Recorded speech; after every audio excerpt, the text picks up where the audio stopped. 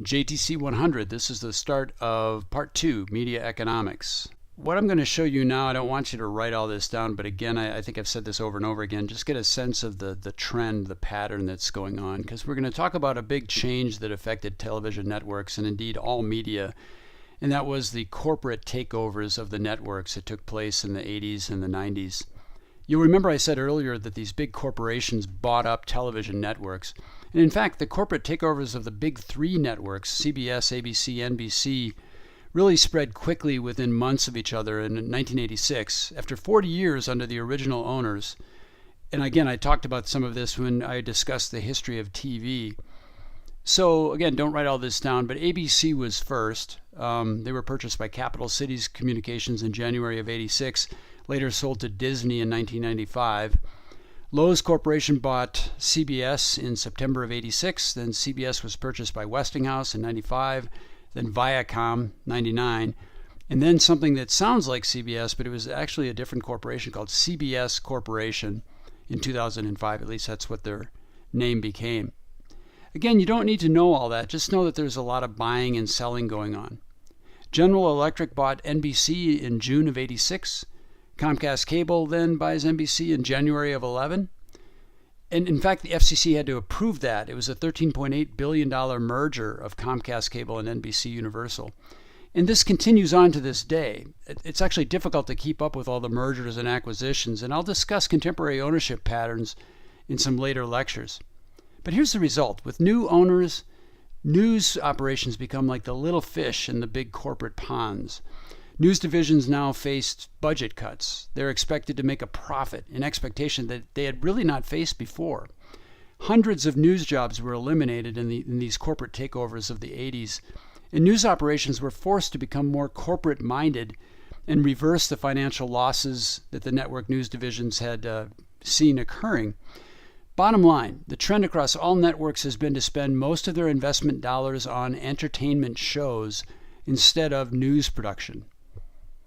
And again, there's many, many cases I could share with you, and I'm just going to give you one. It's the only thing we can do in this class, but it's the best we can do. Here's what this ends up looking like. This is a story that we now call the Koppel-Letterman dilemma.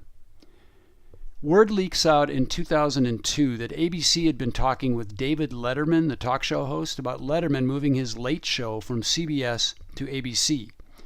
ABC was considering giving the boot to the commercially successful Nightline news program hosted by veteran journalist Ted Koppel. Nightline was kind of like 60 Minutes. Ted Koppel's a big-time journalist. When I was a young reporter, he would be the person I would be looking at for an example of really great television news. And so, I don't know, just to give you a feel, set the context a little bit, here's a little of the opening of a Nightline show from about that time, a bit afterward maybe from when all this was happening, just at the start of the Iraq War in 2003. And it is still a dangerous place for U.S. soldiers. There is a resistance in Iraq that is growing and is deadly. Tonight, messy business. The intelligence behind the war with Iraq. From ABC News.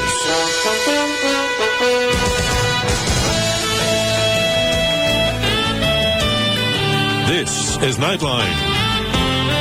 Reporting from Washington, Ted Koppel. Of all the arguments made for going to war against Saddam Hussein and his Ba'athist supporters in Iraq, only one has turned out to be demonstrably true. It was a brutal, bloody regime.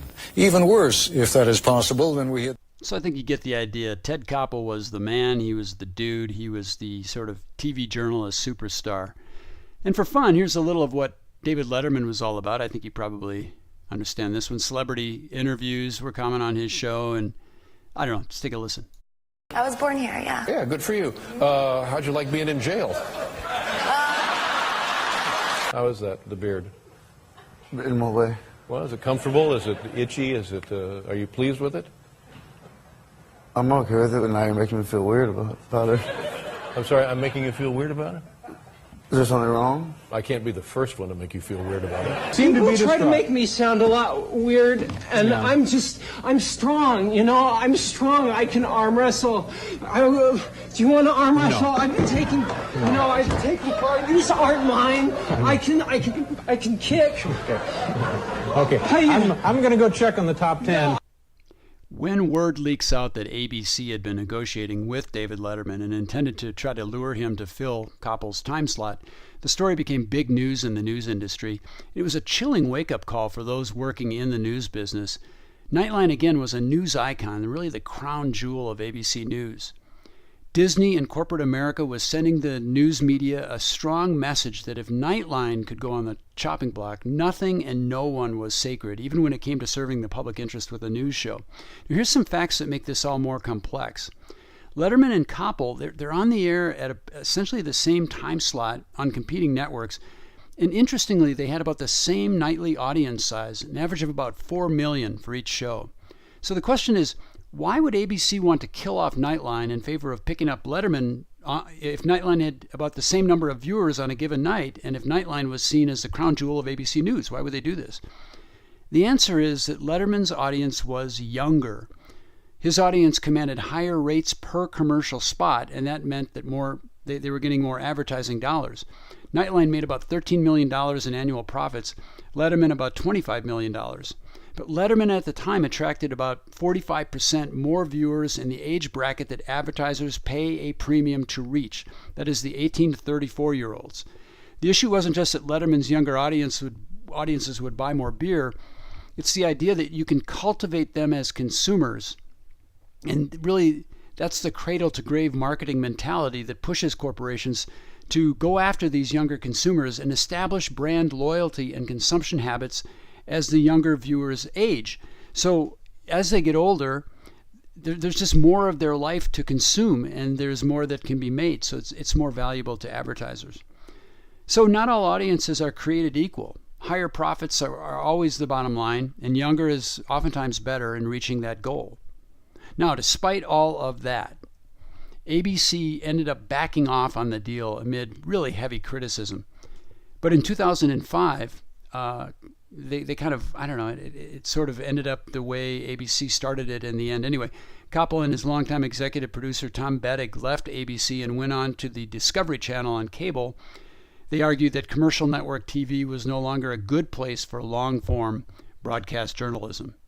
We're finding that due to ownership concentration, more and more decisions about media are based on the profit motive. And I'm just going to put all of these bullet points up here. That is, not just will it make money, but how much money. You can't just make money to succeed. You have to make a lot of money. You have to make boatloads of money. It's all about the bottom line. In addition, mass media developed by building on economies of scale to reap increasing profits from larger mass markets. That is, the larger the scale, the larger the size, the scope of the corporation, the more costs can be spread out, which results in more product at fewer costs. Also, you can share services, especially on the business side, like accounting and bookkeeping, different administrative activities. You can share expertise. You can share equipment. You can afford to invest in technological developments that improve the quality of your overall media product line. You can get better deals on travel costs, and on. Huge benefits of being big. But as we'll see, such concentration can lead to all kinds of problems. Today we are in this era of big media. Most media operations with names we recognize like USA Today are themselves parts of giant conglomerates. For example, Gannett, which owns USA Today and 98 other daily newspapers in this country, or as we have discussed, like NBC is now owned by another media giant, Comcast. So policies are decided by their largest shareholders in the board of directors. So as the slide says, if the media production doesn't make enough money, it doesn't happen. And note, it's not just about making money, period. I can't underscore this enough. It has to make a lot of money. So that's why if you've got a particular show that you really like and it disappears, it probably was doing okay, but it just didn't make enough money. And we've been warned about this for a while. Kind of an early indication came from then President Dwight D. Eisenhower. This was his farewell speech as he left office in 1961. And here's a short passage from that speech, and he mentioned something called the military-industrial complex. In the councils of government, we must guard against the acquisition of unwarranted influence, whether sought or unsought, by the military-industrial complex. The potential for the disastrous rise of misplaced power exists and will persist. So this military-industrial complex that he refers to is really meant to signify a comfortable relationship between parties that are charged to manage, in this case, warfare. That would be the military, the presidential administration, and Congress, and of course companies that produce weapons and equipment for war, and that's the industry side. Eisenhower is warning the American people to not let this sort of cabal, I guess you'd call it, not let those establishment entities begin to dictate America's actions at home or abroad. Now, more recently, we're seeing references to a military-industrial media complex, or just a media-industrial complex. For example, on ABC's talk show The View, back in 2009, former Secretary of State and four-star General Colin Powell was talking about the controversy over the planned siting of an Islamic mosque near the World Trade Center attack location in New York City.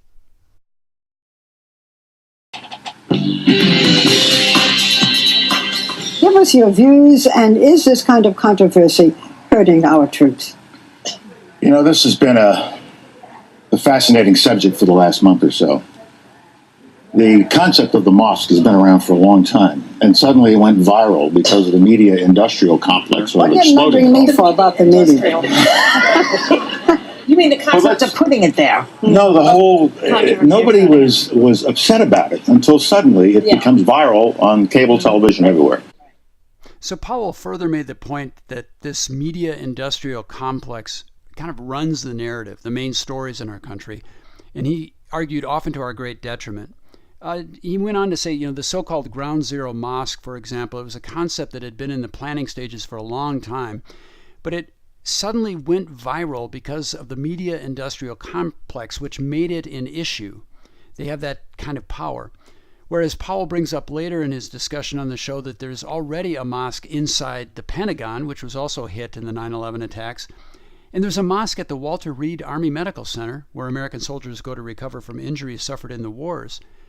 But according to Powell, the media-industrial complex did not make those mosques an issue, but did make this mosque proposal an issue at the 9/11 Ground Zero site. And because they did that, then suddenly people were aware and they were up in arms about the siting of this mosque.